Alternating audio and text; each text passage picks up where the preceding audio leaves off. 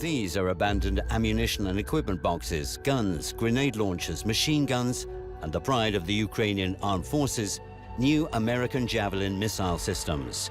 Quite often when retreating, the Ukrainian army leaves Western weapons behind. Usually, NATO doesn't condone such extravagance, but this is a different matter. A proxy war with Russia on foreign soil. Речь не только о поставках вооружений, которые чувствительны довольно и влияют на положение дел на фронте. Речь идет о давлении всеми политическими, экономическими, информационными средствами. The weapons and equipment the West is sending to Ukraine can't radically change the course and nature of combat on the ground. However, they cause the conflict to drag on for weeks and even months, and so increase the death toll. Появление вот этого массового заграничного вооружения, оно, безусловно, осложняет войну, но оно не меняет ее ход. Если бы не масштабные поставки и помощь стран Запада и США, война была, безусловно, давно закончена. То есть на том, что было у Украины изначально, она бы уже окончательно стерлась к началу мая. And there was a lot of concern in Europe and in NATO and the United States that if we started providing Ukraine with heavy weaponry, that this would somehow make Russia think that we were party to the conflict and then expand the war, and we didn't want that. Many well-equipped fortified areas have been constructed on the LPR and DPR border in recent years. They're hampering rapid troop advances. This so-called active defense strategy is 50 years old. It was developed by the West to oppose the USSR. Today, the Ukrainian army uses it. So the Russian army employs old-school tactics, probing the enemy's defenses, hitting their positions with artillery fire, and only then involving infantry. То есть задача была создать такую полосу обороны, в которой Россия увязнет, дальнейшее ее продвижение станет невозможным. Под эту стратегию было в течение 8 лет сформирована титаническая оборонительная полоса от Харькова до Херсона глубиной примерно от 100 до 180 километров. Destruction of the Ukrainian army's military facilities continues.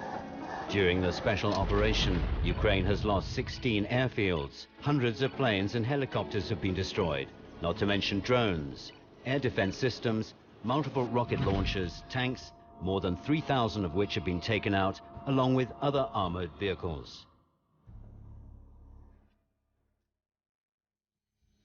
For Russia, the conflict remains designated as a special military operation. It means the country doesn't consider Ukraine an enemy and Ukrainians as an alien population. This aspect limits the scale of Russia's use of its weapons, particularly heavy-duty ones. Если бы это было войной, то это бы больше напоминало те войны, которые Соединенные Штаты вели в разных частях мира. Это подавляющее использование огневой мощи, авиации, целью которой является устранение любого сопротивления с уничтожением инфраструктуры, вне зависимости от того, является ли она гражданской или нет.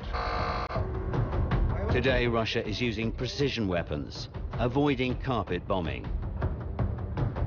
Although it's been confronted by a major army. Instead of American troops, you're fighting Ukrainian troops who are equipped by the Americans, who are given intelligence from the Americans, and who are performing the American mission. What happens if NATO escalates even more? Then the special military operation will probably have to stop being a special military operation and become a war. Nice to meet you. And once you get into counter-escalations, things can spin out of control.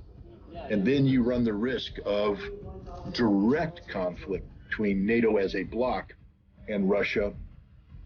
Стремясь избегать этой эскалации, они должны задавать себе вопрос, какие виды вооружений, поставки их на Украину, будут восприняты Россией как неприемлемая эскалация. Россия довольно недвусмысленно и четко об этом сигнализирует по всем каналам.